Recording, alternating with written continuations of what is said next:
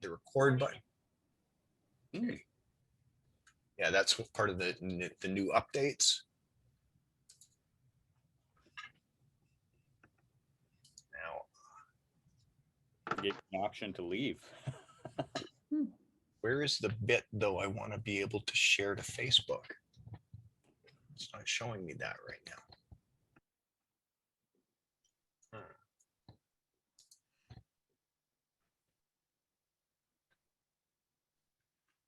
Okay, well, I can see we're connecting here, so.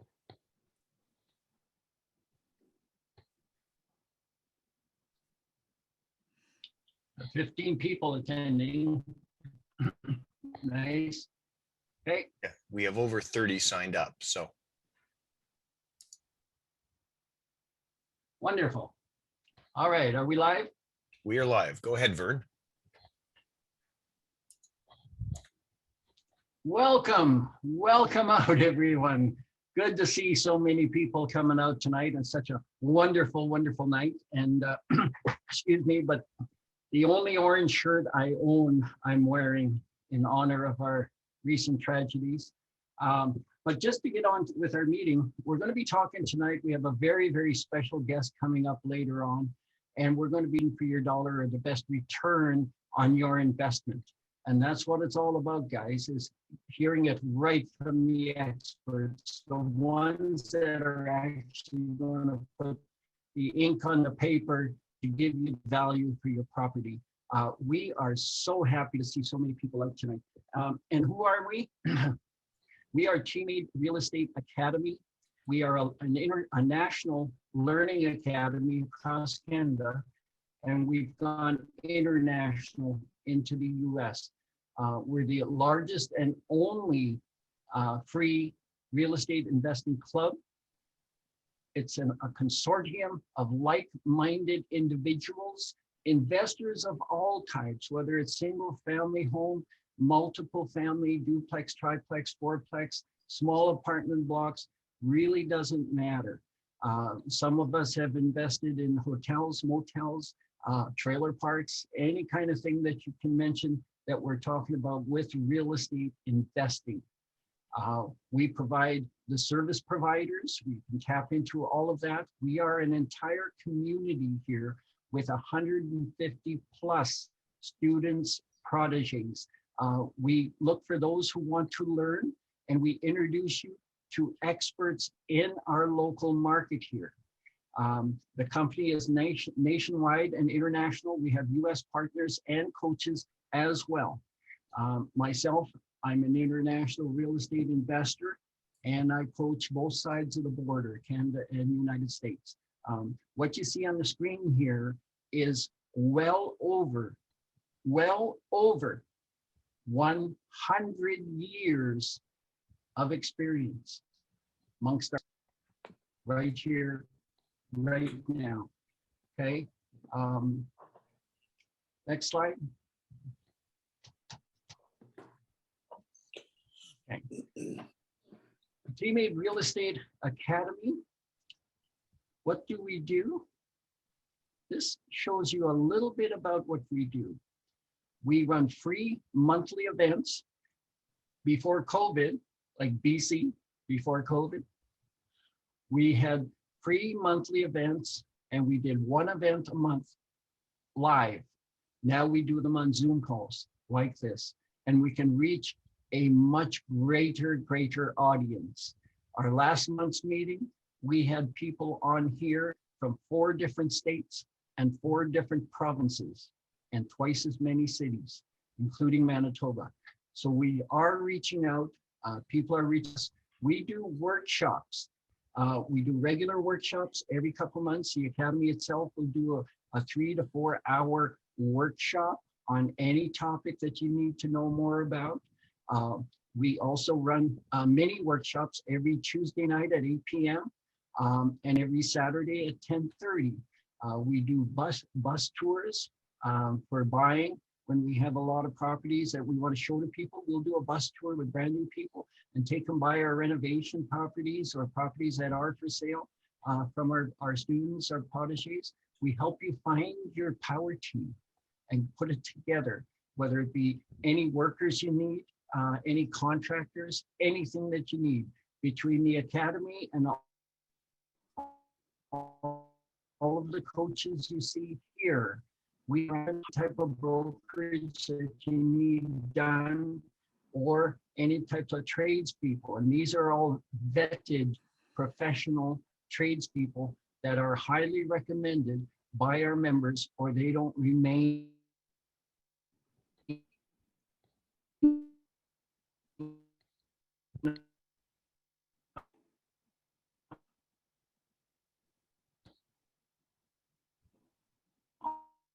on our list. How to need for your deals, how to create the deals, how to create the financing that you will need, and be creative about it. The academy itself is like a post-secondary education.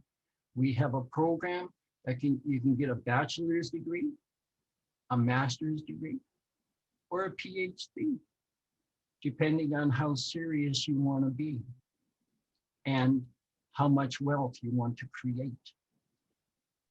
We help you and guarantee you get your first deal done. That's your first deal assurance.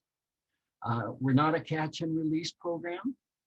We don't take your money and give you a program to learn and wish you luck. We are hands-on trainers. We help you right through from start to finish of your deal, each and every deal, as long as you're with us. There's no annual fee. You get one-on-one mentorship. We are hands-on trainers. You get field training, maximum allowable training, all the stuff that you need right from the start to finish on any real estate deal you're going to look at. We will provide you consulting and training in every area of that, especially in the maximum allowable offer areas to keep you from getting in trouble. We have videos, audio trainings, everything's already done for you. We'll be talking a little later about our coaching kit and what comes in it. And we're going to be showing you and illustrating to you how a lot of those tools actually work. You become part of the family, part of our community. You get a nice brochure that you can use. It's showing you the different memberships that we have, and we'll be coming back to this a little later. Here on the left side, you can see some of the topics of our workshops and all of the topics that we cover, whether it be buy, fix, sell, buy and hold for rentals, or buy, fix, refinance, and rent out, the first strategies. We do them all. Rent to own, lease options, financing, joint ventures, negotiation, and we'll go into any area that you want. We show you how to establish a niche market and a target market so that you can specialize in a specific area with a specific type of property that you want to work with. Next one. Okay.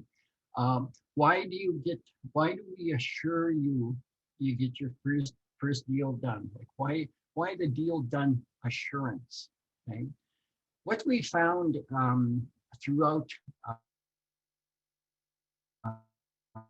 our experience and what we've known, they come under our advisement or consulting.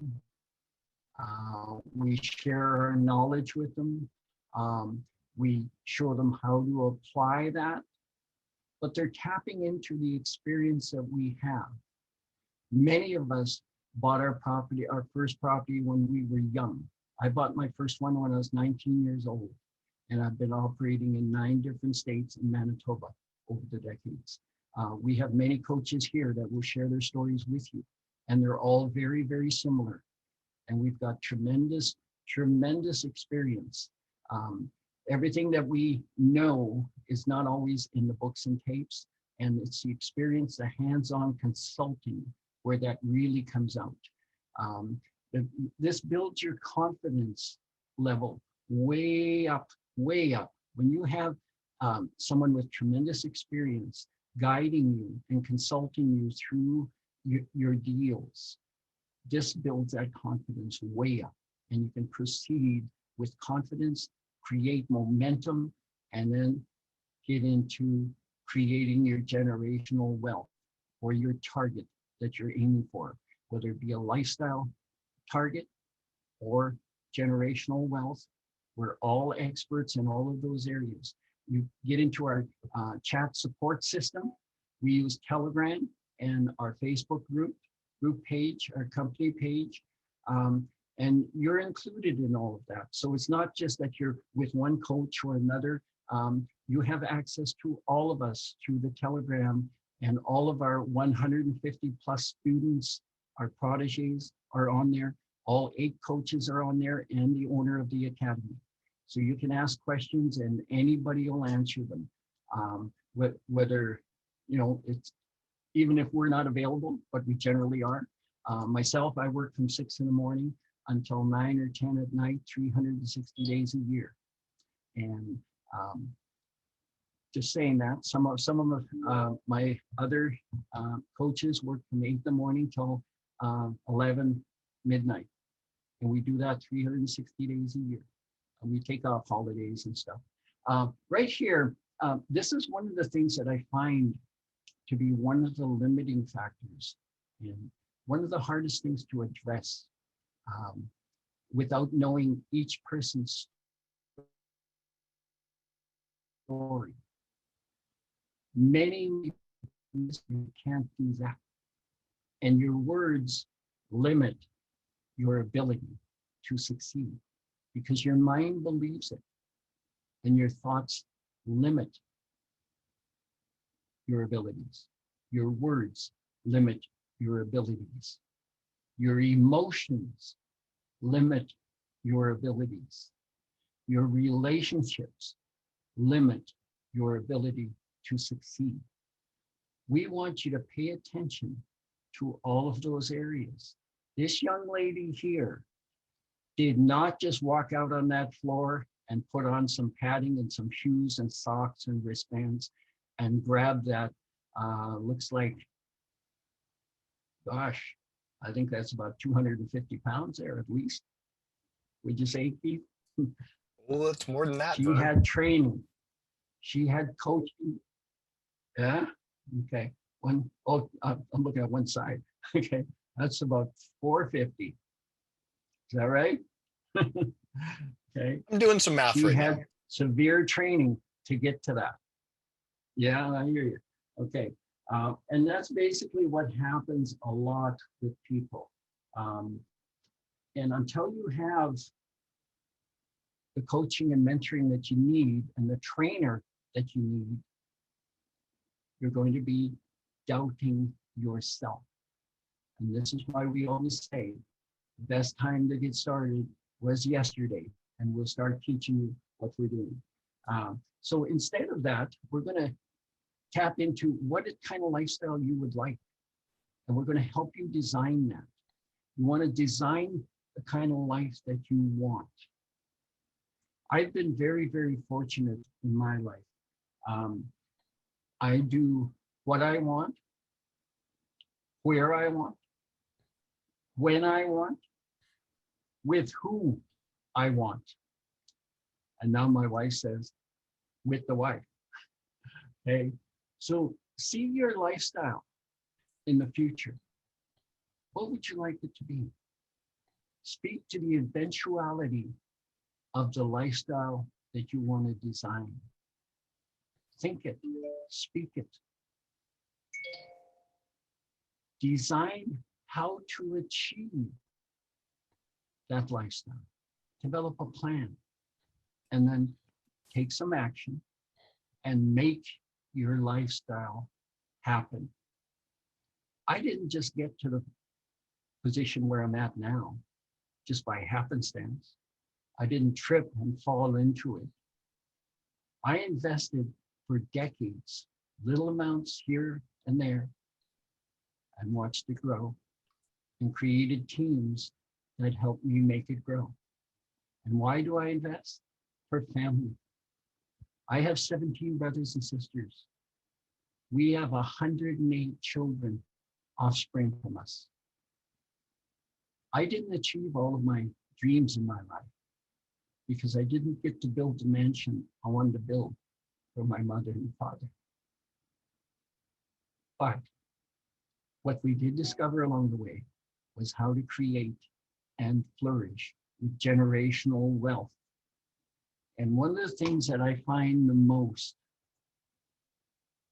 that I enjoy about doing this, what I'm doing right now, is talking to you people, the new guests tonight. And that's what I enjoy the most, because it's not that we're going to see in you, in your faces, in your posture, in your demeanor. We will see hope burst out of your face. And that is what it's all about, is creating that hope so that you can step forward and proceed and look for the ladder to success, which is right there waiting for you to take your first step. Okay. Keith, you want to do the sponsor shout outs? Sure, I can take care of that. So these meetings are free of charge. Okay. And whether they're in person or whether we're on the technology, it's always going to be free of charge. But that wouldn't be possible without the help of some very wonderful sponsors. Now, a couple of them there in italics are going to be speaking here this evening via in person or on video, but I'll mention the ones who are not. So we have Brendan Mahatu of Levine Tadman Golub Law Corp, who is our legal sponsor, and he's also the attorney who put together all of the legal documents that go in every Teammate Academy course kit.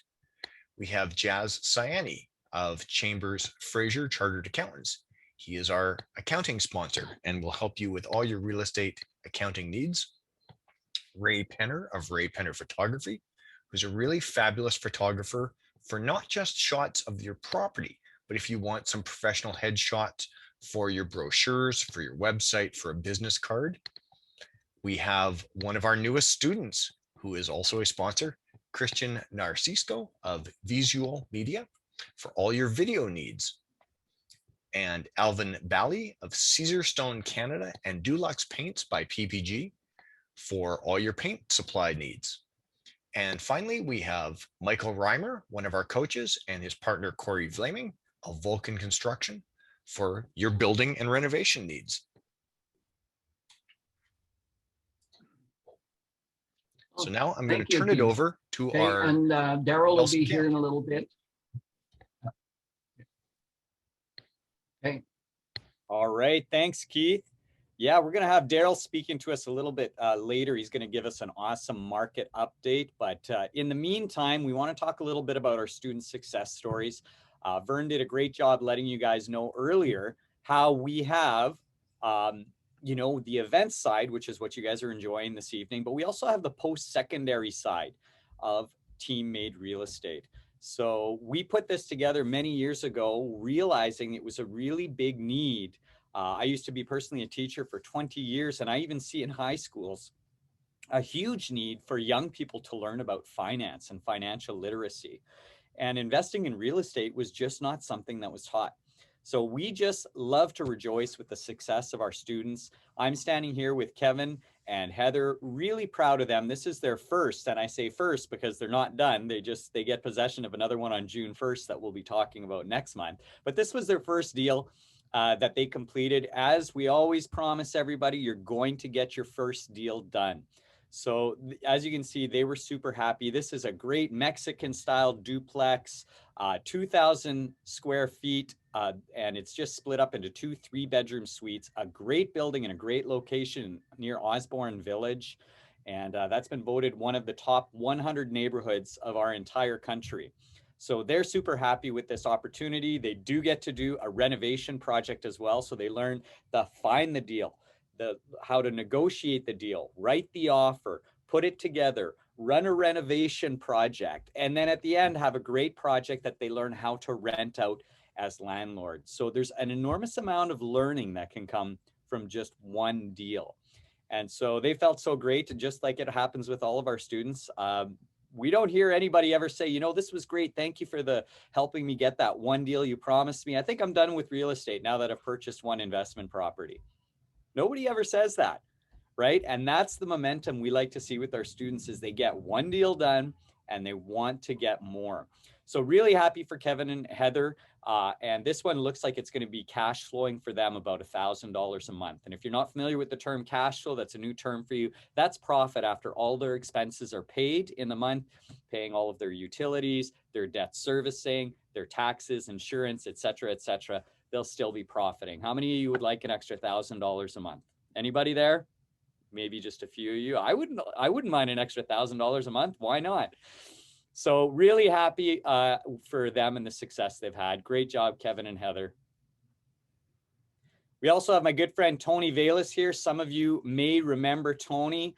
Tony is just, he's like one of those hitters. He just keeps hitting the ball over and over and over again. He's had an amazing amount of success. Also the owner, has anybody ever been to Gus and Tony's on Corden? Maybe, maybe not. Restaurant owner, Tony is a great entrepreneur. And this is the property he bought across the street. I remember having a barbecue with him and his lovely family, and we were at his place. And, you know, I was outside looking across the street at the house, and I'm like, Tony, you need to buy that house. And so we started talking about the property together. And lo and behold, sure enough, he worked on the deal, ended up buying it, built over $100,000 of equity into the deal on the buy. And they needed a buyer fast. Tony was there, ready to do it. And so look up Tony on his social media. He's got some amazing before and after pictures. You won't believe the renovation of what took place there. So he's just a really skilled individual in everything that he touches. He's an entrepreneur with a Midas touch, and he just keeps doing real estate deals because he's been so successful in it. So really proud of Tony and his lovely family and everything they're doing with this one. He's got options. He can flip it and make a ton of money. He can burr it and pull out all the tax-free money. He can keep renting it. He can do a rent to own. And that's what we like to teach our students is when you have option A, B, C, and D, and you're going to win no matter what you do, you're in pretty good shape. So great job, Tony. Super proud of you. Right. And we also have Roldan. You guys are going to say, hey, I've seen him before. Of course you have, because he keeps doing property after property after property. And I know Roldan, he wouldn't mind me telling you guys this. He had a great job last year. And unfortunately, like many people, it was a casualty of COVID. And he's no longer got his job. And, you know, he went through a period of saying, well, I guess that's done for me in real estate. And since then, he's bought 3 other properties with no job, no pay stubs, no, paychecks coming in regularly. And it's because it was a mindset shift. Right? People get in this way of thinking that it has to be done a certain way. Well, we developed a plan that would work for Roldan so that he can keep buying properties. He's following the BRRRR model, buys it, renovates it, rents it out, refinances it, and then moves on, recycles all of his money, and then he's able to do it over and over and over again indefinitely. So super proud of Roldan. I believe this is his 4th or 5th property that he's put together. The guy can't be more than 22, 23 years old. I don't know if you're there, Roldan, but how many of you here wish that at 22 or 23 years old, you were buying real estate, right? That's what we want to do is encourage people early in life. You know, they say the best time to buy real estate was 20 years ago, and the next best time is today, right? That's what we want to see people do is have that success. So great job, Roldan, and the whole R&R team. They work as a team together and they're learning and doing projects together. A bunch of young guys doing an awesome job. So good for you, Roldan. Super proud of you. And I'm going to be back a little bit later near the end. If anybody is interested in hearing a little bit more about what is Lifestyle by Design, we've got a surprise for you a little bit later near the end tonight. I want to encourage you to stick around to hear about that because we've got an exciting announcement. Thanks, Fern. Back to you. Good job, Nelson. Right here, we're going to play a little video with Alex and Anita from the CAP. They came to me for some help. They had a previous coach who just wasn't really cutting the mustard, and they came to me seeking help because I specialize in field training. So let's hear what they have to say. Good day, everybody. Vern Bird here, Teammate Real Estate Academy. I'm part of the Bird 2-for-1 coach mentor team. This is Alex and Anita Prudnikow. And you guys, this is your second purchase now with our coaching, right? Second duplex, right? Yes. Okay, first one, oh, that was a wholesale deal, right? Yeah. And we bought it for $12,000 less than what he was asking. on the first one. Yeah. A wholesale deal. Yeah. You were happy with that, right? Yes, very happy. That's awesome. Now this one, it was listed to duplex, and we bought it for how much under asking? 15. 15,000 under asking. In the hottest market I've ever seen in my life. Single family homes that day, one single family home, 27 offers. Another one, 23 offers on the same day you bought this. And there was only one other offer on this one. And it wasn't a good one, from what we heard. Yeah. So you guys are happy with this? The renovation's Yes. underway? Yeah. Okay, and we're just getting everything in order? Okay. Yeah. You're happy with the crews that are working? Yes. If you need anybody else, just let us know, we'll send them over, okay? Anything further to add? You're learning property management now, huh? Yes. Yeah. It's awesome. Oh, yeah, yeah. And are some of our protégés calling you on that yet? Or are you still in the learning? And I did actually already was able to advise or give advice. So, Okay. yeah. Yeah, and that's what it's all about, is just everybody helping everybody. Yeah. You know, same as us helping you, like now with the Bird 2 for 1 team, there's 3 of us. There's myself, Vishal, and Keith, you know, and we may have someone else joining us soon, so. Oh, that's awesome. Yeah, okay, so anything further to add? You're happy with the coaching that you're getting from us? Yes, The yeah, it's Tuesday awesome. calls, the Saturdays, all Yeah. that, it's not too much? No. All good. Oh, we had a great call today. You guys were there. This Yes, morning. yeah. Beautiful, beautiful. Yeah. Okay, thank you, and thank Yeah. you very much. Thank you too.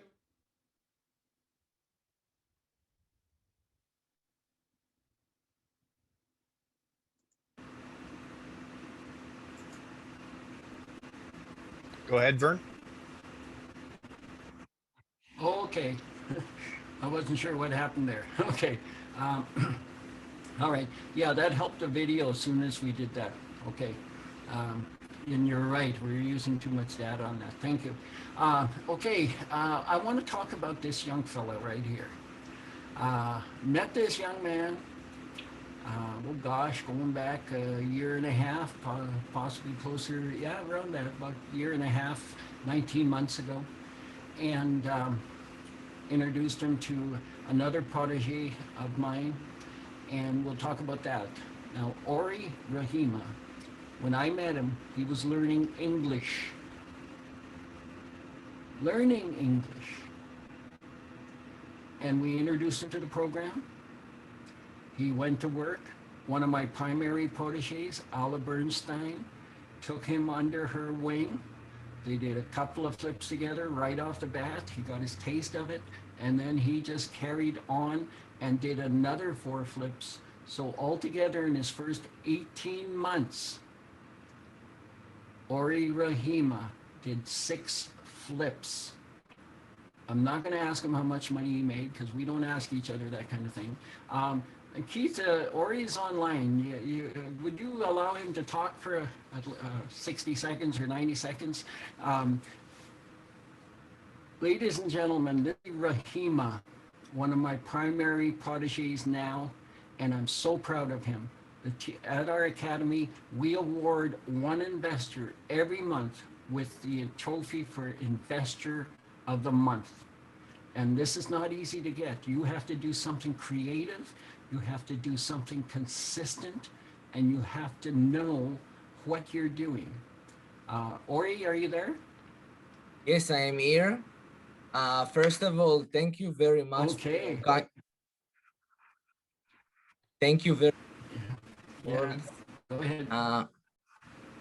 Yes, this is a team effort, and definitely process of learning how to deal with all the aspects with the real estate, especially in flips. I want to say thank you for teammate for teaching me and everything did for me. What would you say to someone considering getting started? I will definitely say do it if this is good for you and this is motivated you, you will become a better person better individual, smarter, and I'm very satisfied with what I'm doing. I'm always learning, and if that's what you're looking for, this is your niche, definitely. Oh, thank you very much, Ori. Okay, Yeah. thank I you. also want to say thank you very And much. let's go on to, I'd like to say thank you very much for my close friend, Dale Walsh, that is going to speak. He is a great realtor, great human being. I learned from him a lot, and thank you, Dale. well, thank you, Ori. And now we're going to introduce your good friend and buddy, Daryl Walsh, to give us the market update for the month of May 2021. Take it away, Mr. Daryl. Thank you very much. If you guys go to the first slide, I'm going to start a little bit of an introduction. I just want to say welcome back to all the regulars and welcome to any of the newcomers here tonight. I'll give you a little bit of a breakdown before we move on to the next slide. Who I am. I've been in real estate now for 10 years. I'm also a student of TeamMade. I'm working on my third sixplex. First one, man, did I make some mistakes. Second one, I didn't make the same mistakes, but boy, I made more mistakes. Third one, I kind of got it figured out, but there's always going to be a corner or a bump or something to push you. And these are things that help us grow. As the realtor sponsor, I've been very blessed to work with a lot of the people here at TeamMade. As Ori said, I've helped him purchase properties. The Schmidt family, Daniel Schmidt, helped him purchase and sell a few properties. Ala Bernstein helped her. Anita and Alex as well helped them. And I'm always available if anybody needs somebody to run the numbers. My job is to protect you as my client, as a friend, as a human being. I don't want you to purchase something where I know you're going to be underwater. I want to make sure that you're analyzing the numbers, and I teach you how to analyze those numbers as they're sponsored for TeamMade. So that next picture that you see there is me laying in a flower bed, and that's springtime. Springtime is the time to plant seeds. Fall is the time to harvest, but we can plant now and harvest in a month. We can plant now and harvest in 2 months. We can plant now and harvest perennials that come up every year over and over and over again. And that's one of the wonderful things about getting involved with TeamMade and getting involved with real estate. Now let's move on to the market statistics.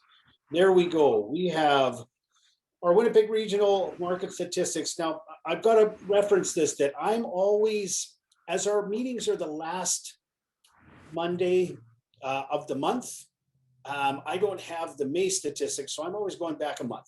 So we're looking at April statistics, and this gives us a very broad overview.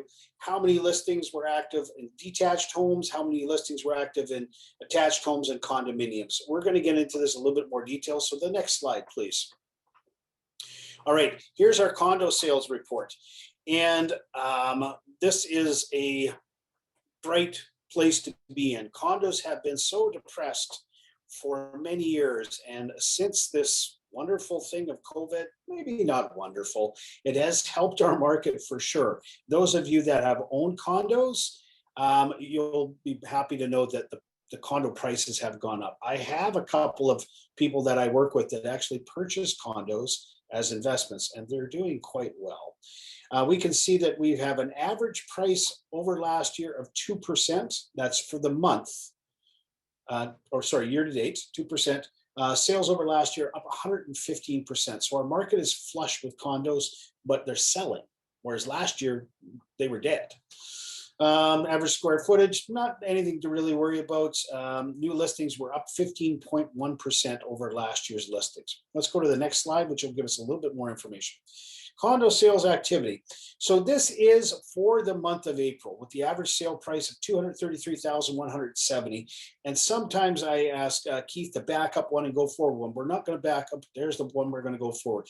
$238,000 is the average price. This is year to date. Go back one slide. 233. If we look at that price compared to our average price per year, the price has dropped a little bit, but on average, the whole condo market has risen as a whole. Let's go to the next slide. Okay, residential attached. So for those of you that are a little less educated, attached are going to be duplexes up and down, townhouses where you've got more than two attached together, and single attached, these are going to be side by sides. Those numbers are very impressive. Unit sales over last year on duplexes, 162%. They are a very sweet spot. You can ask a couple of the coaches here where they buy, and a lot of them are into duplexes and triplexes. If we look at our townhouses, again, unit sales over last year up 141%, and then our single attached side-by-sides are up 50%. Now, a side-by-side, you could buy one half of that property or both halves, depending if they're both available. All right, next slide, please. Here's our residential attached, just as we looked at there. So duplexes, townhouses, and side-by-sides. Average price of April was $318,782 with an average square footage, almost 1,300 square feet. We'll go to the next slide. 307,914 was the average price year to date. That is a nice little jump. Go back one. 318, let's call it 319, go forward one. 308, so up $9,000. That's not bad in 1 month. Again, keep in mind that this is average. Not every property is going to jump that, and some may jump higher than that. All right, on to the next slide. Residential detached, these are single family homes. And this is probably the largest segment of our markets. Not always for investors, but if you're looking for the burst strategy, if you're looking for a flip, typically there's more product out there for you to buy in single family detached homes. But there's good deals to be found in any one of those areas, either duplexes, triplexes, townhouses, side-by-sides, or single detached. But we're looking at April stats. $382,513 was the average price sold, 1,365 square feet. Next slide, 374. So we've gone 382,515 to 374. So we've come up again another $6,000, $7,000. Square footage is roughly the same. So you can see that our property values are going up. This time last year, we are, compared to our market last year, we are still about 40% less inventory on the market, meaning that not as many properties are for sale. So it's caused a spike in the average price. Great if you're selling, not great if we're buying. But I believe one of the things that Teammate teaches you to do is to buy off-market deals. And I'm going to let one of the coaches talk about that in a little bit more detail later. All right, next slide, please. This is our overall market stats, and this shows you the areas of the city and the average prices. We have the municipal rural listings out there in blue where the sun is shining, and then we go into the north, south, east, west, and northeast. There are deals to be had in every one of these areas. The market looks strong for the future. We're hitting our spring market, but believe it or not, we hit our spring market basically in January, where we started to get multiple offers. And I think Vern had talked about something where there's 27 or 37 or 47 offers on properties. I have experienced it. Great for the sellers, not good for us realtors, because that's a lot of paperwork we have to do, but that's okay. It kind of goes with the job. All right, next slide.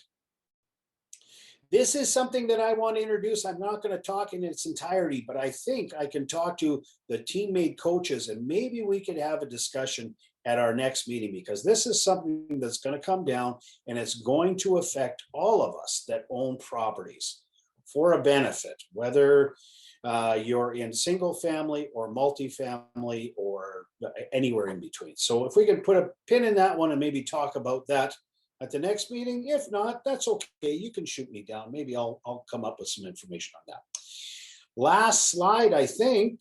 Okay, so people, there's 4 little caricatures in here, and you can all see that I'm wearing my Jets outfit because the Jets are in the playoffs. Awesome, way to go, Jets. You guys got to put this together. You got to study hard. That's me working at a desk to help you find the properties that you need. The next one is us watering your thoughts and ideas to help motivate you to get you to the next level. Climbing up the stairs there, we know you can do it. And once you've done it, that's it, baby. Checkmate. You got this. So thank you very much for having me be a part of this evening. I wish you all great success. And if you want to reach out to me, you can text me. My contact information will be on these slides or in the meeting notes, or email me, Daryl Walsh at royallepage.ca. Thank you very much. Have a wonderful evening.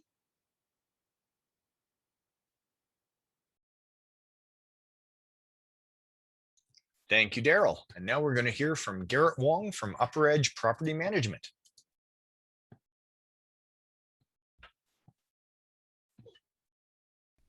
So, you want to own a rental property? Well, my name's Garrett Wong, owner of Upper Edge Property Management, and in this segment, we're going to be dissecting the concept of cash flow. So cash flow, what does it mean? It's difficult to find a definition. It's funny, I Googled it. If you Google cash flow, you actually get the cash flow board game from Robert Kiyosaki. So quite simply, cash flow refers to the flow of money in and out of a company, okay? Now you remember in the last segment, we're trying to think of your property management or your property investment business as a company. So let's redefine what we're talking about here. Positive cash flow, so you take all of your income minus all of your expenses, and whatever's left over is cash flow, and hopefully it's positive. So what kind of income are we talking about here? Well, we've got rental income, laundry income, parking. What about expenses? Well, the obvious one, mortgage, property taxes, insurance. You've got maintenance and repairs. Even in the case of multifamily building, you would have utility bills. If you're not able to or comfortable managing on your own, you might have to add property management fees in there. Good cash flow really depends on the property. It depends on your expenses. It also depends on how much you spend on the property. At a certain point, the mortgage payment is going to be too high compared to the amount of rent that you can collect. And in my professional opinion, based on 20 years of analyzing this for our clients, in a single family home, you're going to hope for $100 to $200, let's say $150 to $200 after all of the above expenses. A duplex, maybe $300 to $500. Triplexes or larger, and apartment blocks, obviously that depends. This is for properties managed by our company, so that would include property management fees. So to wrap up today, what did we learn in this segment? Well, how to calculate cash flow. But some or most of you might be disappointed in the amount of cash flow. Many people think they're going to quit their job when they, with the income from that one property. But for $150 to $200 per month, you'd honestly make more, delivering newspapers. So why do we do it? Why own a rental property? The answer is actually in the next segment, where we're going to discuss appreciation. See you next time. Thanks, Garrett. And that certainly makes what Nelson's students achieved there with their duplex getting almost $1,000 in cash flow sound even better, doesn't it? So now we're going to take a second to talk about mindset. And Nelson already delved into it a bit. So mindset is one of the most critical factors, and it's often one of the most overlooked factors. So think about this for a second. You're already giving up your life to do what you're doing right now. So why not make it count? And when you get to the end of your life, it's simply going to be a case of looking back and seeing it as a series of successful days. As long as you're able to say each day was a success, at the end of your life will have been a success. So it's not the number of actions per day, the idea of being busy, of being out there, running on that treadmill, but it's actually the efficiency of each thing that you do. One of the ways that you can best accomplish this is to make a list of 6 things, but these are 6 things related to your goals, not somebody else's goals, not your boss's goals, not even possibly your spouse or your children's goals. And you'll want to prioritize them. And then the key is to start with number 1 on that list, the thing that is most important to you, and work on it to completion before moving on to the second thing. And when you make a decision to do this, it's going to remove doubt. It's going to help you overcome fear, get past the worry, and it will bring order to your life. And there's a natural law, the law of cause and effect, which guarantees you're going to have success.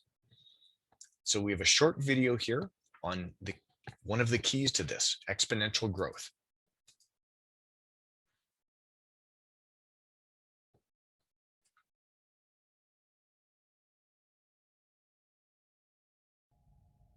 I'm sitting in a quiet room at the Millcroft Inn, a peaceful little place hidden back among the pine trees about 1 hour out of Toronto.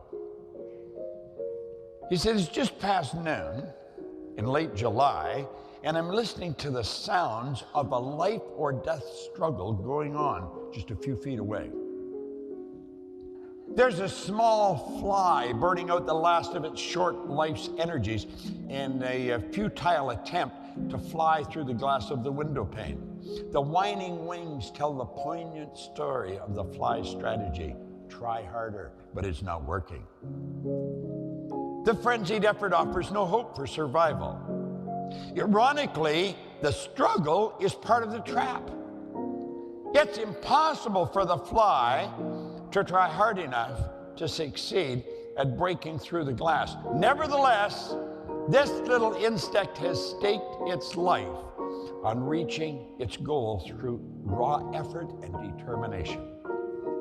The fly is doomed. It will die there on the windowsill. Now, across the room, just 10 steps away, the door is open. 10 seconds of flying time, and this small insect could reach the outside world it seeks. With only a fraction of the effort now being wasted, it would be free of its self-imposed trap. The breakthrough possibility is there, and it would be so easy. Why doesn't the fly try another approach? Something dramatically different. How did it get so locked in on the idea that this particular route and determined effort offer the most promise for success? What logic is there in continuing until death to seek a breakthrough with more of the same? No doubt the approach makes sense to the fly. Regrettably, it's an idea that will kill.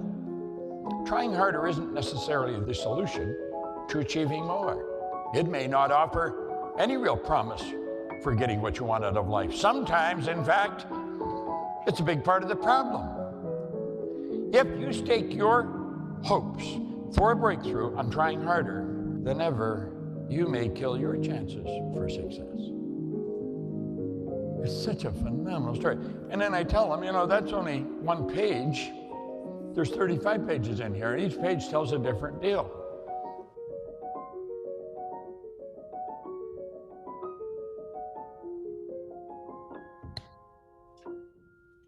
I hope you enjoyed this video. So there you go. You can't just work harder and get, exponential growth.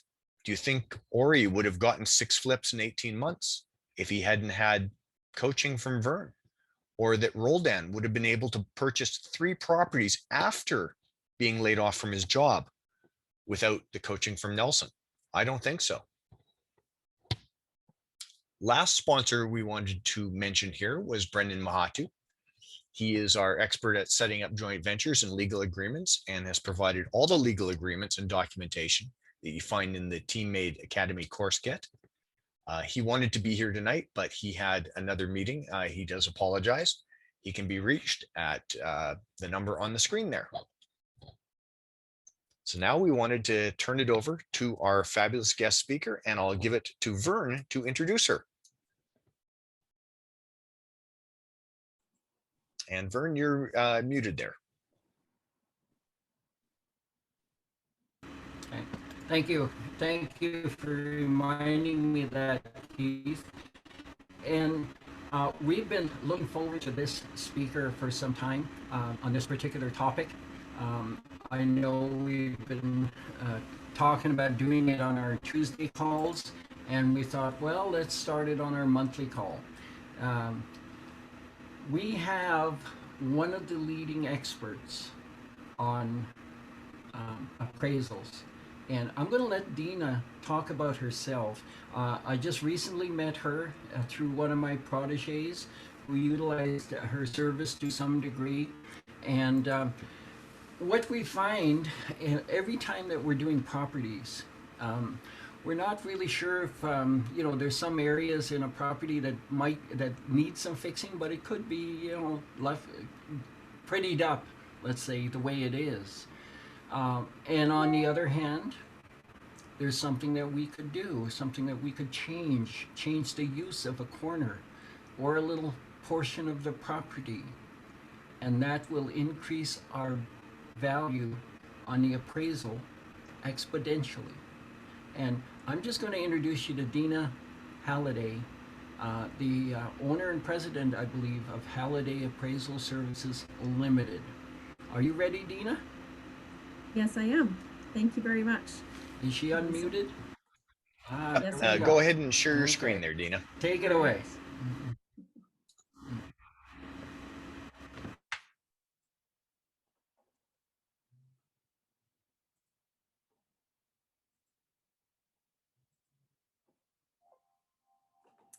All right. Well, thank you very much. And I hope I live up to everyone's expectations tonight. So yeah, I'm here to talk about the value of renovations and how the appraiser plays that role. So I'll give you a little bit of background on the appraisal process first and exactly what appraisers look for. And I will admit I'm only one appraiser. And at the end of the day, an appraisal is an opinion of value. It's the opinion of the appraiser, but it's also the interpretation of a lot of data that the real estate agents and the market in general creates. So the role of the appraiser, basically, people engage us when a property owner or investor or other clients, such as a financial institution, a lawyer, requires an expert, unbiased opinion on the value of real estate so they can make a decision about that real estate. So I've put a little link on there to the Appraisal Institute of Canada website on exactly what appraisers do. A little bit more information there if you are interested in checking out the AI Canada website. So appraisers get involved for an abundance of different reasons. And I'll just, I kind of narrowed it down because I think a lot of people, when they think of the appraiser, they think of automatically mortgage financing, and that's it. But I can tell you that from the personal side, very little of my business is actually that. I do a little bit of financing work, but it's certainly not my primary role. And the reason for that, a lot of financial institutions moved away from direct contact with the appraiser many years ago. That means that the mortgage brokers don't necessarily have contact with the appraisers either, but a lot of the larger financial institutions contract with an appraisal management company. And what that meant for the appraiser is fast turnaround time and low fees. And I like my job, I love what I do, but at the end of the day, like all of you, I'm in this to make some money. And I also didn't like the pressure because I found that sometimes I missed things and sometimes I just didn't have enough time to analyze adequate data and ask enough questions in order to give you the proper advice that you needed as an investor. So I kind of got out of that game. I still do a little bit of work for credit unions and do some work for builders in the financing role. But I really got out of I just refused to deal with the appraisal management company. So I'm self-employed for a reason. I hated the constant phone calls and check-ins all the time. I like to manage myself. So some of the roles that the appraiser plays nowadays, other than refinancing or financing properties, can be buying or selling a property. If you want to buy a property, you might come to me and say, listen, Dina, we're thinking about buying this property. Here's what we've got kind of laid out for a renovation plan. How does that translate into the value proposition? So you can, appraisers can look at a value based on as is condition and upon completion. Now, if we do that upon completion value, we are going to require a lot of information from you because we need to know what we're valuing at the end of the day. But some appraisers can work in that consulting capacity as well and have that dialogue and say, you know, geez, maybe putting $7,000 into a fence isn't exactly the best investment. So we can also play that role as well. So it's not always just writing the appraisal report. I know I do a little bit of work outside of that realm as well in the consulting world, and where I help people to make those right decisions. We also get involved in kind of a more of a higher role, assessing capital gains. So I'm sure you guys have all heard about capital gains when you're doing investments. You know, you will have to pay some taxes on any capital gains that, although I think Vern might have some other opinions on that and some ideas on that of how to minimize those those tax consequences, shall we say. But that is something that as the appraiser role, say if you are living in a house, for example, and you decide to keep that house and purchase another property, so you're going to maintain your primary residence, and now it's going to become a property that you are going to rent out, and you're going to buy another property, then you should have an appraisal done then, because that sets the value in time of that property. And then when you go to dispose of it, say in 10 years, you know what the value was, because CRA is going to look for that. They want to know what the value gain is from that date that it became, that it transitioned from a primary residence to a rental property or an income producing property, and then when you dispose of it. So that's another place where appraisers can get involved. Insurance purposes, we also do work for insurance companies. If you have a total loss of a property, that's when sometimes you know, when you disagree with the actual cash value that the insurance company may be offering you, if that's how your insurance works, we get involved in doing that as well. And of course, the other, I find it interesting. I do a lot of divorce work and litigation matters, and those are fun. I obviously don't. I enjoy being that expert witness and being on the stand, so I don't have a problem with that at all. But it's a very unique type of appraisers that there are appraisals that we can complete for those specific purposes. So for those that have had an appraisal done or actually laid eyes on an appraisal, you'll know that normally appraisers use 3 different methodologies to arrive at a value, depending upon what type of property. So the direct comparison approach is probably the one that is well known. It's analyzing sales, analyzing listings, pending sales, and then we make those adjustments for different factors that have an influence on the value. So that's the one that gets used, whether you are buying a single family home, triplex, or buying, you know, likely even a hotel property or a multifamily type of property. Now, I will qualify something here that my designation as a CRA allows me to do up to 4 dwelling units. So anything 5 and more, you require a member with an AACI designation. Or it has to be, the report has to be co-signed with someone with an AACI designation. So the other thing we look at too is the cost approach. That considers the land and building components separately, and then we apply a depreciation for physical wear, functional deficiencies, and locational obsolescence. You might be on a, you know, in area, or you might have, you know, sometimes we see even corner lots, or, you know, you're next to that service station, you're next to that 24-hour corner store, or whatever. That may have an impact on the value of a property. And then for those that are looking for in properties where there is an income producing, so normally we look at those as being up to 3 units or more. And although we know that even in a single family residence or a duplex situation, you are going to have that income, but that's not normally how an investor is not normally ability to produce income for those that as a method to evaluation in once you get into that triplex and up. So anything more than 3 dwelling units. And we look at that again, I've heard tonight talking about the revenue and the expenses, that cash flow, and we capitalize that with that cap rate that again looks at sales, what those properties sold for, their ability to produce income, and we capitalize that into the present value. So that's a basic little background about the role that the appraiser can play. So moving on, what everyone's here to talk about tonight is a payback on renovations. So from an appraisal standpoint, we look at different ways of paying back. So is it what's your purpose in doing renovations or investing in a property?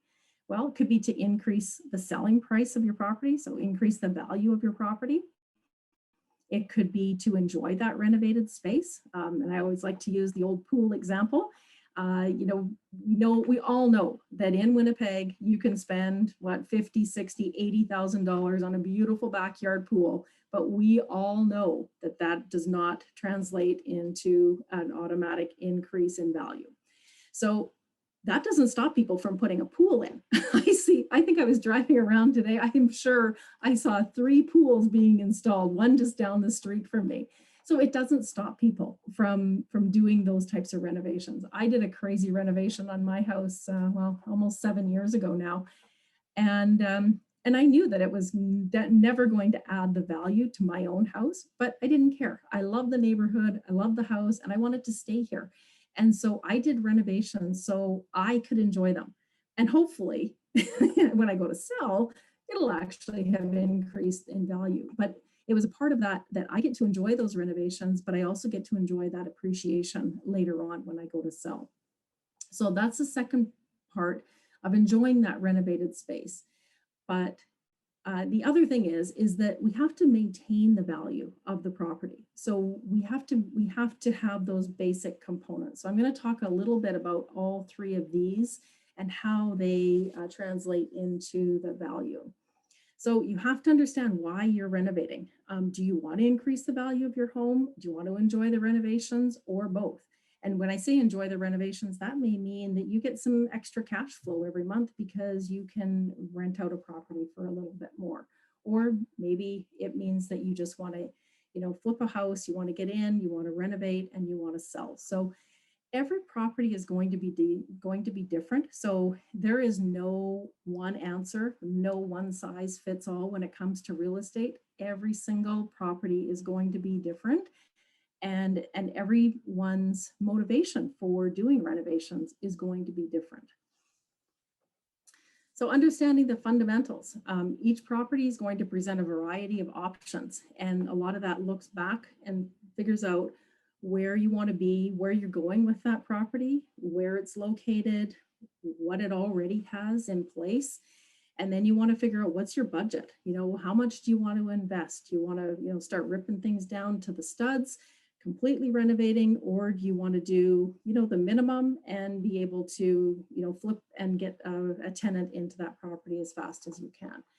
And then are you going to participate in doing some of the work? I know in my renovation project, I thought, oh yeah, I'm in pretty good shape here. I'm going to be, doing some demo work. Well, tell you, I swung that that hammer at a piece of drywall for about 15 minutes, and I handed it over to my contractor, and I said, "I'm good, thanks. Have fun."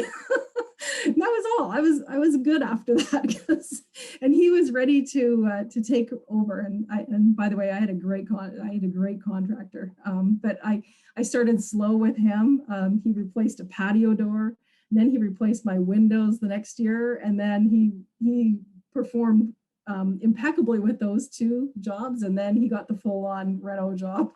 Kitchen, bathroom, the whole main floor was down to the studs pretty much. So it really depends again on how much you want to do and how much you want to sit back and enjoy yourself. So, and in my case, I continued to work in my house while those renovations were going on. So I know where I can maximize my time and generate the most amount of income. And it certainly wasn't helping out running wires in the drywall. It just wasn't my thing. So I think, when you're looking at a property, maintaining the worth, when we talk about maintaining the worth, there's some fundamental things that we want to see in homes from an appraisal standpoint. So the roofing, everybody wants, some shingles on the roof or a metal roof, or everybody looks for at least, maybe 5 years left in those shingles. So if you see, shingles on a property that are curling and gnarly, and you know that that's the first thing you're going to have to deal with, if you've got a contractor for that, that's great. And, I know you can probably do a roof for $2,000 or $3,000 if you're doing it yourself and you got some buddies and it's a straight gable roof, no valleys, nothing complicated, single story. But I mean, I've also seen people spend $40,000 if you've got a Cape Cod roof with dormers and you're going to require scaffolding and everything else. And that's just not going to pay back when you get into those types of expenses. So when we talk about maintaining the worth, we really look at those fundamentals that people require. Heating and cooling. Everybody knows we need furnaces in Manitoba, and by the end of this week, we're all going to know that we need air conditioners as well, because things can change. Like, you got your heat on last night, and boom, you're going to have your air conditioning on tomorrow, because that's Manitoba. That's how we roll. But at the same time, everybody knows that you need a furnace, right? So, and chances are you're going to want to have that air conditioning unit as well. So we have to look at that. Is it at the end of its life? Is it one of those big, huge asbestos covered boilers that's going to be requiring, some remediation work, and you're going to have to get in the hazard crew to remove things, right? So you really want to look at that as well. Windows and doors, another thing that can be horrifically expensive. But they really don't pay back a whole lot. So you want to think about that as well. Obviously, if you've got windows that are broken and things of that nature, you're going to have to replace them. And if it's one, then no big deal. But at the end of the day, when you look at, from an appraisal standpoint, we look at, if you've got two properties, everything is equal, everything is identical, except one has brand new windows and doors and one has older windows and doors, but everything else is the same. How much more would you pay for that property with good windows and doors? And chances are it's not going to be the, $10,000 to $30,000 that it costs to put those new windows in. Would you buy it first? Absolutely. But you're not necessarily going to pay a lot for it. So you want to look at those basic components. So windows and doors, we know are expensive, but man, if they've even, you've got windows that are 10 years old that are in good shape, like, you're good to go, because there's lots of value left in those. Electrical, another one that can be, fairly expensive, again, depending upon the type of property. If it's a single story, easy access into the basement, you can probably do your electrical for, like if it's got some old knob and tube wiring. If you're doing the kitchen, all of that kind of stuff, you're going to have to upgrade some things anyway. So electrical, but man, again, if it's been done already, then you're good to go. It's one thing, again, that we really don't see a huge dollar for dollar payback on. So you want to look to make sure that, is there room to be able to expand that panel? Is there room to put a sub panel on? Or, especially if you're redoing kitchens and things of that nature. Structural defects is another one. We don't see a lot of payback on those. It affects the value more than it pays back. So you want to make sure that you don't have a huge $20,000 foundation repair bill as well, unless of course you are in that business. And sometimes it's difficult to fix the structural defects without kind of all of a sudden you've got the landscaping all ripped apart and you've got to remove the deck and all of that kind of stuff as well. So you want to basically, these are the fundamental components of a house that should really be in good shape, or that you really need to look for, because they're just not things that we see huge payback on renovations. Some of the enjoyment value, things that we do because we really like them and we're going to use them. And in the appraisal world, we refer to that as value through use. So basement finish, again, we don't see maximum or even approaching maximum on basement finish. Again, if it's there and it's adequate, then that's probably good. Maybe, you know, if it's got some paneling, you might want to paint the paneling, you might want to replace the carpet, that kind of stuff, but you don't want to start necessarily ripping things out and spending $30,000-$40,000 in a basement, because it just doesn't add that when at the end of the day when you are going to, you know, especially if you're selling right away. Garages, same thing with that. Sunrooms and additions are another one that we do them so we can enjoy them, and we do them so we can you know, that use them, enjoy them, and then hopefully they'll still be in good condition when we go to sell. Decks and fences, again, if they're in really horrific shape or unsafe, obviously they need to be removed. You know, I guess you have to look at where you're replacing that deck though, right? Are you, you know, going to do a basic wood deck, or are you going to go full bore with a nice composite deck? Because the cost can be, well, maybe not what the cost of 2x4s these days. I don't know, maybe the composite is the way to go. I don't know. Haven't done that cost analysis recently, but we all know that, you know, the costs of those types of renovations are just skyrocketing. And landscaping, I put that one in there, but then I kind of had a second thought and thought, you know, sometimes the landscaping can really improve that curb appeal of a property. And that's that first impression when, you know, whether you are selling or renting, whatever, it's that first impression when you walk up. So, you know, doing some basic landscaping, especially if it's in really bad shape, then you definitely want to do something to you know, improve that overall first impression. But you don't want to go crazy with a, you know, $70,000 landscaping job. And I always laugh at the property that I went to, and I looked at the, it was under foreclosure, and I looked at the MLS pictures, and I thought, wow, it had won awards and it was beautiful. It was on a cover of magazines and everything else. And then when I got there, there were 6-foot thistles and you know, broken down bridges in the backyard, and it was crazy. And you know, that's how fast landscaping can deteriorate. So you want to make it nice, you want to maintain it, you want to be very, very minimal. So what we're all here for, the highest return on the investment, we've all heard it before, kitchens and bathrooms, of course, are always the best place to get the best bang for your money. But you always have to keep in mind of what you are replacing. And I always use the example of the $500,000 house that I did an appraisal on that was 5 years old. And it had a beautiful, okay, I'm dating myself here because this was in the mid-90s. It had this beautiful oak kitchen. It was state of the art for the time. It was 5 years old. And they were replacing it with an antique style kitchen that, you know, again, I'm dating myself going back, this is mid-90s. It was like a $90,000 kitchen reno. It had built-in cappuccino makers. I mean, it was lovely, but it was in the wrong house. It wasn't in the right house. And so they put in all of this money into this property, and really it probably detracted from the overall value because it was very personal. It was very specific. And so when we look at renovations, we always have to keep that in mind of, you know, what's there already and if it really needs to be replaced. Because sometimes, you know, just that paintings and new door handles and new countertops and new sink and fixtures can really spruce it up if the cabinets are already in really good shape. So, and they're functional.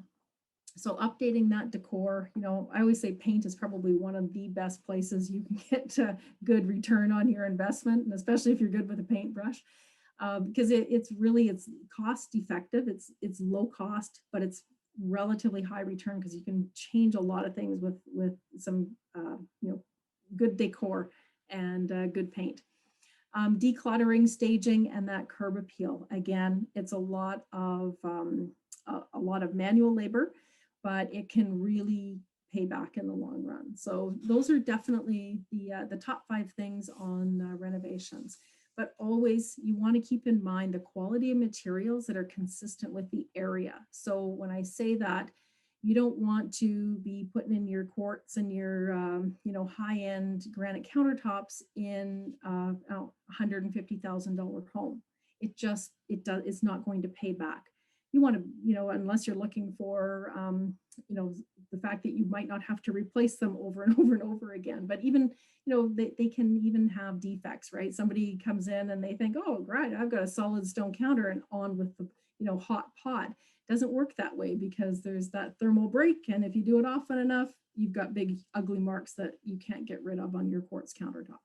So, you always want to make sure that you have materials and workmanship consistent with the area. So you don't need to hire the world's best tile setter when you're working with, a $200,000 property. But if you're in that $1 million range, your tiles better be done right, because I don't care if you've got imported Italian tiles. If you've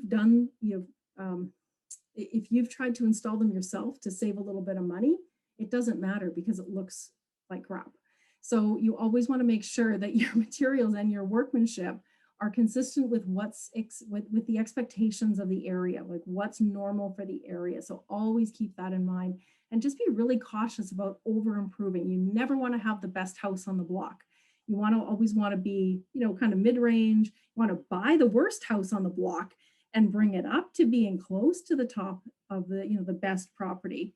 But you don't want to go overboard and, start, gutting a house and completely redoing kitchens and bathrooms with high-end quality materials if you are in an area where the average sale price, in the last year has been between $150,000 and $300,000. You don't want that $500,000 property because it's going to have that locational obsolescence built in. And of course, you always want that wide range of market appeal. So you don't want anything like the antique kitchen in the 5-year-old house because, as lovely as it may be, it's a little bit like the pool. You're going to use it and you're going to enjoy it. But when you go to sell it, it's kind of out of character. So it doesn't necessarily make sense. And it's just not going to add the type of value that you really want. So that's about it for me. If you have any questions, I've got a website and there's lots of information on there. There's also lots of information on the AI Canada website from the Appraisal Institute of Canada. And I think I've got some questions up here. So there's a question in the chat from Ryan Roper. He's asking, does it help if you break down your renovations in a document that you can then provide to the appraiser, including all of your costs? Yes, absolutely. Because costs really tell us the whole story, right? I mean, if you say, oh, I'm renovating the kitchen, I'm like, okay, well, what does that mean? Does it mean the low end, you're going to paint and hope for the best, and you're going to apply that, I can't remember what it was called, some kind of an applique that they used to do to countertops that peeled off in about 2 years. And when you renovate, is that what it means? Or are you ripping it down, replacing all the electrical, replacing everything? So yeah, absolutely. Break it down and tell us the whole story, because that helps us to understand what the end result is going to look like. And I like the one that, I went to, oh yeah, we're putting in hardwood floors and it's going to be heated ceramic tile. And this was a property that was self-built, a new home. And I got there at the end to do the final inspection for the bank, and they'd gone to Dollarama. I kid you not, got Dollarama with the stick-on tiles on the floor. And I called the client, who was a credit union. I said, listen, yeah, it's done, but we're not at the same property now, right? There's no hardwood floors, there's no ceramic tile. We've got Dollarama stick-on tiles because they ran out of money. So, yeah. Yeah. Okay. And Ryan followed that up with, do you need to provide the actual quotes, or can you provide just like a dollar breakdown, like what was actually spent? I guess that would be like receipts. Yeah, I don't think I need receipts, but I would love to see a breakdown. Here's approximately what we spent on the kitchen, what we spent on the bathroom, what we spent on the electrical. I don't need to see actual receipts, but a summary of the actual costs. And if it's an upon completion valuation that we're doing for mortgage financing, then we know where we're at there. But if it's something that maybe you've worked on over the last 3 or 4 years and done renovations, I love to know the years that everything was done as well, along with the cost, because that helps me to understand that, if you did a deck for $2,000, but it was 10 years ago, that makes sense. But today I'm kind of like, well, where'd you get the lumber? So, yeah. Great. There's also another question So here further to from. that, Dina. Okay. Yeah. Sorry, Yeah. go ahead, Vern. Yeah, I was just going to add on that. So what you're saying, Dina, is not just you as an appraiser seeing the quotes. What you want to know, you want to be informed of the paid invoices for work done. Is that correct? That would be great. Absolutely. I always say, as the appraiser, give me all the information and I'll figure out what I need and what I need for the appraisal, because I'm a detail person, so I like lots of detail. Yeah. Okay. But don't give me the 4-inch binder. Yeah. Okay. Carl is wondering, how significant is the increase of value of the property if you add an additional bedroom? Well, good question. And my answer would be, it depends. Probably need to know a little bit more about the situation. Is it a basement bedroom, or is it, are you dividing up a big master bedroom into 2 smaller rooms? The area, the price range, it kind of depends a little. We have to look at more than just the difference between a 2-bedroom and a 3-bedroom home. Yeah. Okay, that's fair enough. Another question from Ori, our investor of the month. Does insulation type increase the value with permits and from the city and stuff? Like, does the type of insulation, does that add value? That's a really good question, and that is something that I regularly check. Is I do a permit search on the online website through the City of Winnipeg. Unfortunately, once we get outside of the City of Winnipeg, we don't have access to that. I think, again, it would really depend. I mean, if you've been able to make that property more energy efficient by either upgrading the insulation or adding more insulation, then definitely there's, I can't see that it would translate into the value necessarily, because for one thing, we just don't have that detailed information when we are doing that comparison in the valuation side. So, but if you have updated the insulation, an appraiser definitely wants to know about that, because I don't go into attics. I definitely will notice that if the insulation in the basement has been done, I can lay eyes on it then for sure. But hopefully that helps. Okay. I believe Daryl Wall had it. Yeah, sorry. Daryl had his hand up. Daryl, do you have a question? Absolutely. If I hire you, Dina, and get an appraisal from you, can you guys hear me? Yeah. Okay. Can I then shop that appraisal to a financial institute, or do I have to go with their recommended appraiser? The loaded question. Yep. Well, out there. Yeah, no, and it's a very, very good question. Because when the bank or credit union, financial institution hires the appraiser, that bank becomes our client. And this goes back to our professional standards and the guidelines that we have to work within. So when the bank hires us, we have our obligation, confidentiality obligation to the bank, and we can only discuss the value with that financial institution.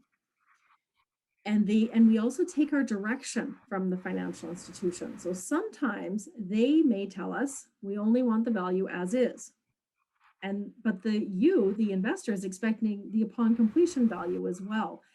And so sometimes you aren't getting the whole story. And because the appraiser can't discuss the end result, the value with you without the authorization of the financial institution, it puts the appraiser in a kind of a challenging position. So likewise with, you probably aren't looking at these types of properties, but anything that is, say, outside that maybe has 15 acres of property with a nice big huge shed on it, the appraiser is instructed to only value the house and 5 acres. So if you as the applicant don't understand that, and that hasn't been communicated to you by the financial institution, the value could look ridiculously low. But that's our terms of reference that we have been given by the financial institution. But to answer your question, Daryl, if you ask the appraiser directly to do the appraisal for you, because you are looking to refinance the property and you want the best rate from, and you are considering different financial institutions, the appraiser can do that, but they will address the appraisal to you. And some, I regret to say that some will say, no, I can't do that. I disagree. The appraiser can do that, address the appraisal to you, and the intended use is something that we are required in our standards to be very clear about. So in my reports, when I do those types of appraisals, the intended use of that appraisal is for you to seek financing. Now, if a financial institution says, great, we like Dina's appraisal, we're going to use this, oh, but wait a minute, she doesn't have us named as an intended user, then you can come back to the appraiser and communicate with the appraiser and say, okay, I've decided to go with XYZ bank. Can you, but they require your authorization. They require what we refer to as a letter of reliance or a reliance letter. And that basically, if I know that as the appraiser, then I know who my obligation is. So at that point, I would write that letter of reliance to that financial institution indicating that, yes, they can rely on my appraisal report. And that is what it's all about, the liability, because then I accept that reliability from that financial institution. Does that make sense? It does. Thank you. Yeah, you're welcome. And if any appraisers have a problem with that, I'm happy to talk to them about it. This one of our coaches, one of his friends was asking him, if we have a property that has pot lights put in, let's say, and they didn't use permits, do the permits help the value, or just having the renovation done in that fashion does it help that much, like permit or no permit? What is your connotation there? Well, I might rely on Daryl for that to help me with that one, but because he might know more on the side of the sale purpose, what happens on the sale transaction. But from an appraisal standpoint, we do that search of what permits have been pulled, but we are not building inspectors, and we cannot indicate that it has been done in compliance with those standards that were in place at the time. So we would assume that everything is has been, proper permits have been pulled. But it's a little bit outside of the scope of our assignment when we deal with that. But I know Daryl on the real estate side might have a different take on that, of how that translates when in his position as a real estate agent. Yeah, if you want me to jump in on there, pulling permits are critical. Without a permit, you could be in jeopardy. There's lots of fly-by-night companies that may do stuff, but if you're the owner and you're having somebody do the renovations and the proper permits aren't pulled, you're on the hook for it. The purchaser can purchase title insurance when they buy the property. Title insurance will protect them if something was to happen as a result of faulty wiring in a pot lights, but it could still go back to you as the person that installed it. So always pull your permits. check to make sure your permits are pulled. And it gives our city another opportunity to reevaluate your property and jack up your property taxes, right? Sorry. Yeah, bingo. Some of my Oh, opinions yeah. for myself. Uh, Okay, I'm going to jump in here. We have a question from one of our coaches, Nelson Camp. Nelson, are you mute yourself and jump right in? Sure. Yeah, Dina, I've really enjoyed your presentation. Thanks so much for everything you've been bringing tonight. And I really like how you kind of split it up and you know, for enjoyment and appreciation more. Is it bringing more value? Where's your biggest bang for your buck? Those are a lot of great questions people want answered. Mine, I don't know if you can answer this or not, but my question is, how much weight are appraisers currently putting on sales in the last 3 to 5 months as very reliable values of properties? Because we know the Bank of Canada has some concerns about values right now. Maybe not as much in Winnipeg as some of the other metropolises, but you know, what are you guys really taking into consideration based on these more recent values that seem quite high at the rate we're going up, which is probably not sustainable? We can't be growing at this pace forever. Yeah, a very good question. So as Daryl would probably know as well, each area is very individual. And from the appraisal side, we really want to make sure that when we are looking at those comparable sales and listings, that we are capturing the neighborhood and the area of the subject property that we're doing the appraisal on. Because not all areas are experiencing the same relative growth. Some areas, I mean, honestly, I have made a 10% adjustment on time and I loathe to do it, but sometimes you just have to go back in time far enough to kind of capture enough sales data, because in some areas there aren't a lot of sales, but that's not doesn't mean that there's not demand. It just means that there's lack of inventory. For example, my area, there's hardly been more than one or two. I live in 3G, by the way, like in North Kildonan area, and there's hardly been more than a handful of listings at any time since last November. It's crazy. And when they do come on the market, they're gone pretty much immediately. So, but that's not the same for all areas. Most areas have experienced that relative growth. We're very fortunate in Winnipeg that we don't see the highs. We don't see the crazy run-up highs, although I almost bite my tongue when I say that right now, because I've been doing this for 30 years and it's going pretty high.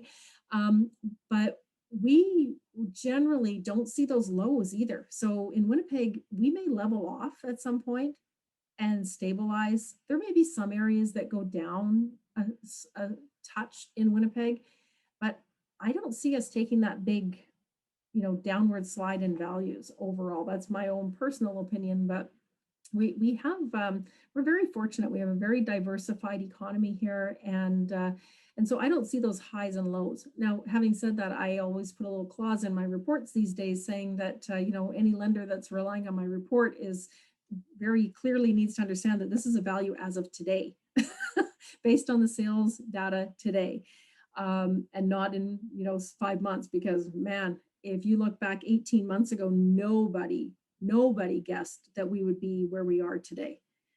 Even those experts, I didn't hear anyone say anything about where we would be today. For example, the beaches area, right, on both sides of Lake Winnipeg, we went into the pandemic with something like an 18 to 24 month inventory level of cottages, and we're down now like to maybe a month, like a 1 month inventory level, and a lot of those properties are overlisted. I mean, it's just crazy how fast that inventory got just sucked up. It was unbelievable, and it never stopped in the winter months like it normally does either. It just kept going. So to answer the question, the most recent values, the most recent sales are always the best sales, hands down. An appraiser will always strive to find the most recent sales, and luckily we do have a fairly healthy number of sales that are happening every month as well. Daryl showed a lot of those stats, and I track those stats as well. I'm a member of the real estate board, but only for their information, and I love their information. And as appraisers, we are so fortunate in Manitoba to have access to that information, because there's a lot of jurisdictions in Canada that do not have access. The appraisers do not have access to that information. So we are very fortunate, but it allows us the opportunity to really capture what's happening in the market. So when we look for those sales, we can, we have the ability to search those sales and find the most recent data. But we also look backwards in time, and sometimes you have to go back those 2 or 3 months. But I can tell you, in most areas, that there's a difference. There's that time adjustment. But as appraisers, we need to be able to prove that time adjustment as well. So we look for those. We call them a paired sale. So you look for the sale back then and the sale now, and figure out what the difference is, and that is solely attributable to that value, or to the time of what's changed in time. So we look at the real estate board stats, but it's kind of more of a secondary confirmation of value. So. Okay, Dina, we have 2 more questions, and if any more other questions pop up, we're going to do them in our usual Q&A. We do have a couple other things to add in, but a couple of quick questions. This one, how significant is the appraisal difference on the same property zoned R2 and a true duplex, or zoned R2 but used as a single family dwelling with a secondary unit? Yeah, that one might be a depends answer as well. Yeah, I think so. Yeah, really, that's a really specific question. I probably have to know more about the area and that specific zoning, and what's happening in the area as well. The Manitoba Association of the Appraisal Institute did a great consulting study, actually, in conjunction with the Real Estate Association, for presentation before the city of Winnipeg about infill properties and zoning changes and things like that a few years ago now. But zoning changes can, if you've got an existing use and it continues on that use, allowing secondary suites, and usually will benefit the property. I know a lot of areas like the older part of St. Vital, for example, where a lot of older homes that have reached the end of their life expectancy are being demolished, with and being replaced with a primary residence with a secondary suite in the basement, because that area is all zoned pretty much R2.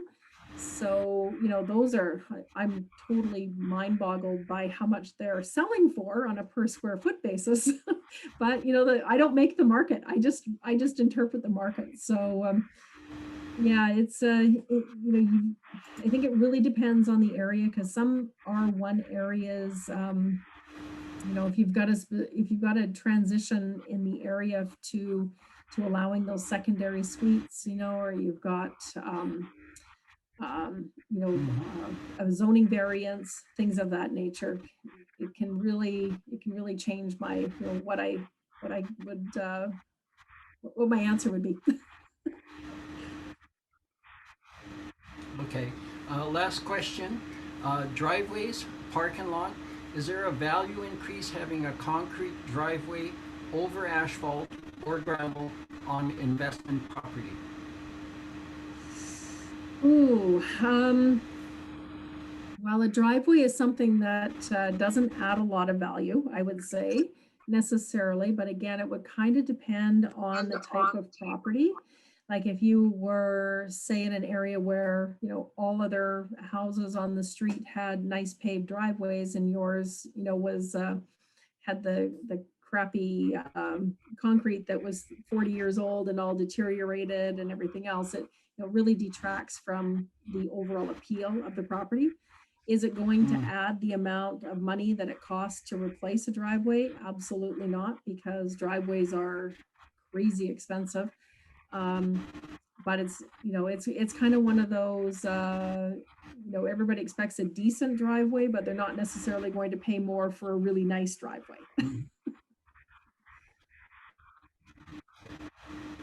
Okay, thank you very much. Thank you for your beautiful, beautiful presentation, full of content right from start to finish. And if you have time, we usually do a Q&A at the end. So if any other questions come up, we'll deal with it then. Yeah, for Keith, sure. can you take us to the next slide, please? We'll get our information done. Thank you. Thank you so much.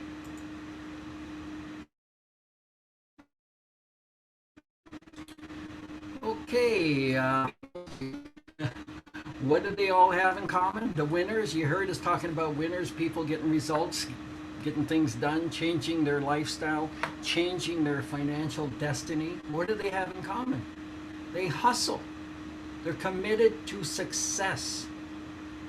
Committed to success. They consistently take action, the same action, over and over and over, and they took the time to invest in themselves. They took the time to get some knowledge and experience. And that's what our coaching mentoring does with them. And that's what makes them a winner. Just ask Ori Rahima, Investor of the Month. Next slide, please.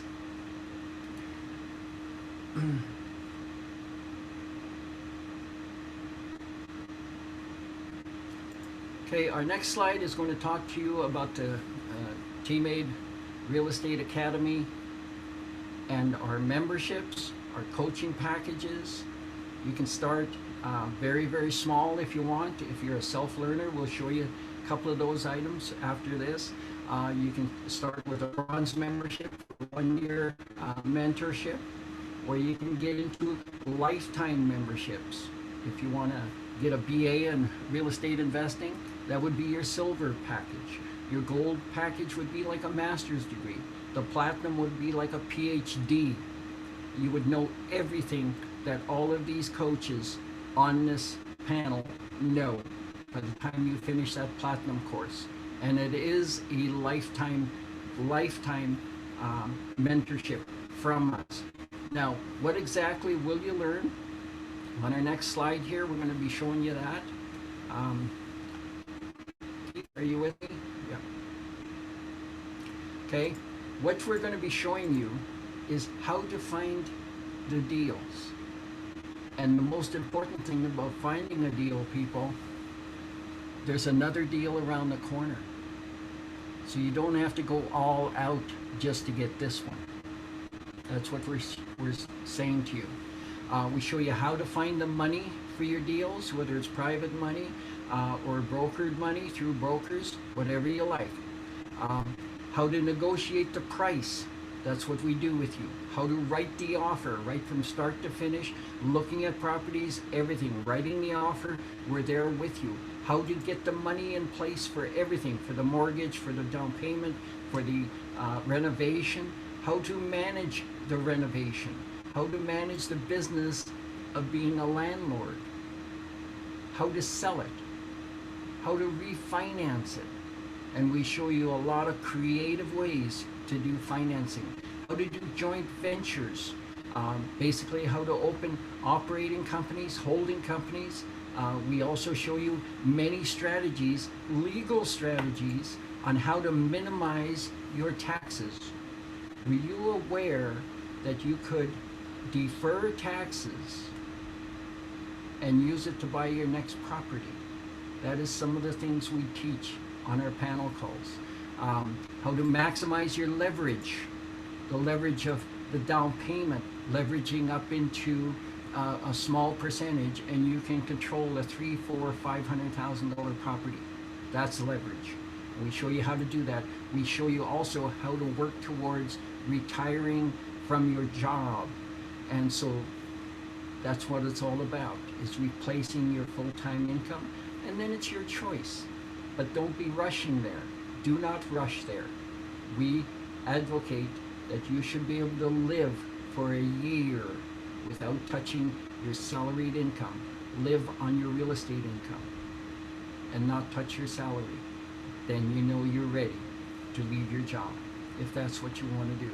Okay? Does it cost money? Yes, it costs a little bit of money. Will you have to do any work? Yes, you will have to do some work. You will have to look at properties. You will have to go through the academics of it. You'll have to go through some training.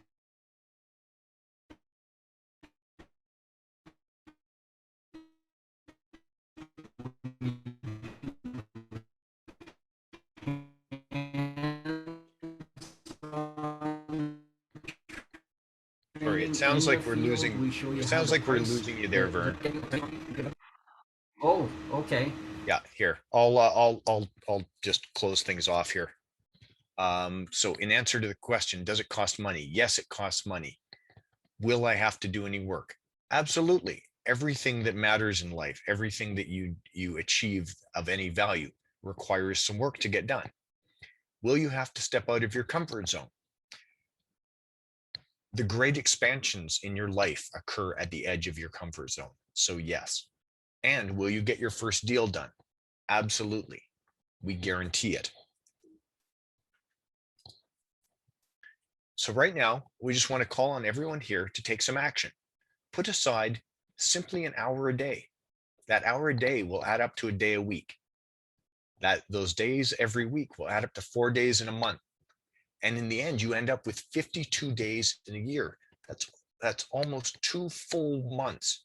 Go look at one property a week, make one offer a month, and do simply one deal in the next year, and it's going to change your life. I did also want to mention that we at Team Made Real Estate Academy have a brand new real estate investing secrets online course for the introductory price of just under $3,000. It's a full set of interactive lessons. Industry subject matter experts from all the Team Made coaches serve as your personal guide as you experience virtual training modules. The system is web-based, so you can access it anytime on any device, your computer, your tablet, your phone. Your training can be completed from home, the office. You can even download them and take it camping with you. Take it on a canoe trip in the wilderness. Learn at your own pace.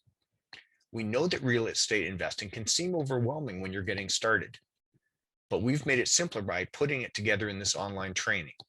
Imagine being able to learn everything that you need to get your real estate business up and running as quickly as possible.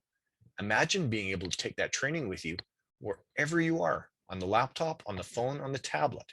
The online training platform works with all of these and helps you learn when and where it's convenient for you.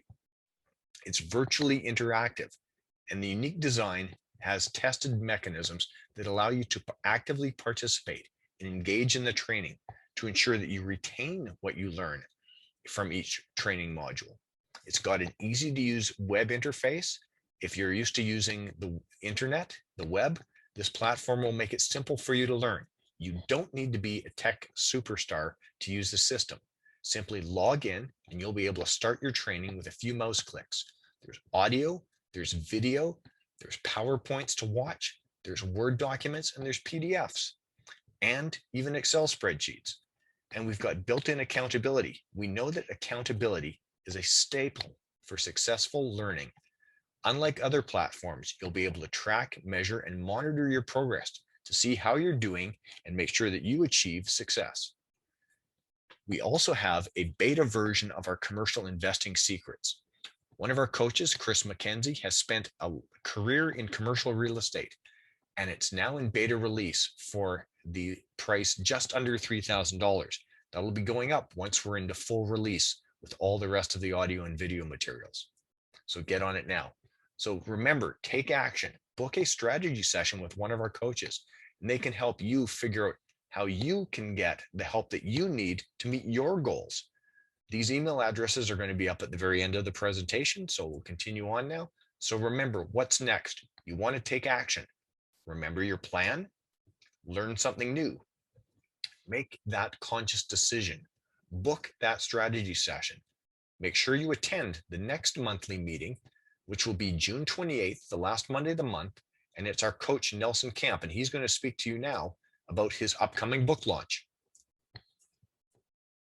Hey, thanks, Keith. You know what? You've got the best voice, and I'm so excited Thanks, to Nelson. talk about. I'm just listening to you read, and I'm thinking I need an audio version of my new book, and Keith is the best person to read because his voice is just perfect for it. Thanks, Nelson. anyhow, I'll do it for you for sure. I'm just really excited. Thanks for sticking around to the end, everybody. We had such an awesome presentation by Dina today. Everybody would mind turning off their mics. Thanks. We just had a great presentation today. I hope you guys took a lot away from it. There was a lot of great questions answered.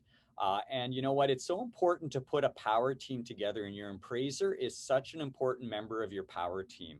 Really having a good relationship with an appraiser, getting to know each other, they get to know your model, using them over and over and over again. I found personally to be a great way of really having a successful business. And, you know, one part of what I wanted to share, and I share about it in my book, we were talking a lot today about, you know, people succeeding in finances and everything. This new book that I have coming out, it'll be my 4th published book. I'm fortunate to have been a best-selling author, and I just love, I told you earlier, I was a teacher for 20 years. I love writing books, helping people learn new things. And this book is called Lifestyle by Design, and it's getting away from this idea that wealth is money. We live in a world where there's so much greed now, and everybody just wants more and more and more and more. And they think, oh, you know, as long as minimum wage goes up, and as long as I'm making an extra $2 an hour, and at the end of the day, we want to determine really what wealth is in life. And I really unpack that a lot in my book when we talk about really what is financial wealth. And there's an important place for financial wealth in life. You know, we talk about the freedom that comes from financial wealth. And that's being able to do a little bit more of what Vern was talking about earlier today, what you want to do, when you want to do it, how you want to do it, who you want to do it with certain parameters, I'm sure. But, you know, I love to travel to Mexico. It's cold in Winnipeg. It's really cold here. We like to go to Mexico 3, 4. I've already got 5 trips planned for this next fall and winter season. My answer is yes. For the next year, when we come out of this pandemic, if anybody wants to do anything at any given time, the answer is yes. So just ask me and I'm there. But that's, you know, just one element of it. There's health wealth. And many people put this aside and actually destroy their health because they're wanting to gain this financial wealth. And you know, one is counterproductive to the other is relationship wealth. How much are you investing in people around you, and how much are they investing in you? Which is so important. And in my opinion, it's hard to say which is the most important, but one that is extremely important is time wealth. Many people get caught in life in a rat race and sometimes feel that they're more a victim to their choices of what they want to do, spending their time. So if any of this resonated with you, maybe you'd like to get a copy of my book. We're going to be doing some exciting stuff in a month from now. And it is real estate related, but not only real estate. So I'm encouraging you to come next month, bring a friend, have them come out. There's going to be special opportunities only for those that are coming out, something I'm going to be offering to everybody that you don't want to miss. It's forwarded by Brandon Turner. Many of you may know him from the Bigger Pockets podcast. It's the most well-known podcast in the world. Millions of people listen to it every week on real estate. And Brandon and I have really developed a good relationship together. And I was supposed to go see him in Maui, actually, at the beginning of the year, which obviously didn't happen this year. But I'm sure it will, hopefully later this year in a few months' time from now. But one way or another, I'd love to share with you a little bit about what my book is about, why I wrote it, and how it can help you in your life. So I'm looking forward to having you out next week or next month. Bring a friend out. Please come back. And in the meantime, we're going to get to the end here. If there are any more questions and answers, if Dina does have any more time, I'm sure that she'll be able to help us. Thank you so much, Nelson. So yes, think about it yourselves. What's next for you? Well, hopefully achieving the results you want. I also wanted to mention here that some of the coaches, we have additional workshops on Tuesdays at 8 p.m. and on Saturdays at 10:30 in the morning. Yeah, Keith? Yep. Yeah. Keith, can I speak on that a little bit? Okay. I think can you hear me better now? Yes, but there's a ton of Can you hear background me, noise. Keith? Yeah, we can hear you. Oh, okay. Maybe I'll try it differently here. Is that any better? Nope. No? Can you hear me? We can hear you, Vern, Okay, go ahead, but Keith. there's lots of background noise.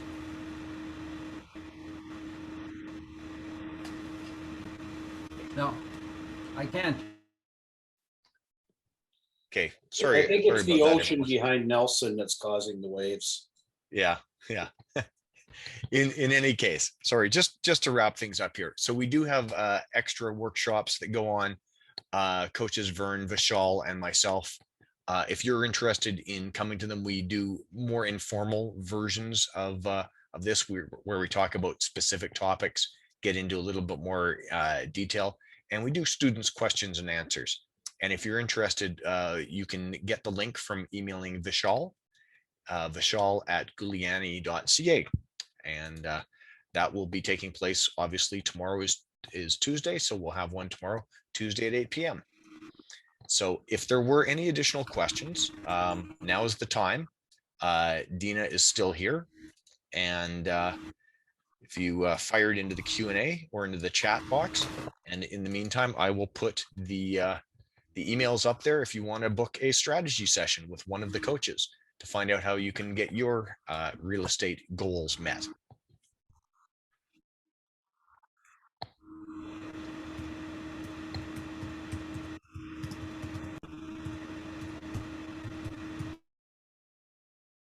And if there's no more questions, then I guess at this point, on behalf of everyone, I want to thank Dina Halliday for coming out and taking the time to give us such an in-depth look at real estate appraisals. So I appreciate it very greatly. Thank you kindly.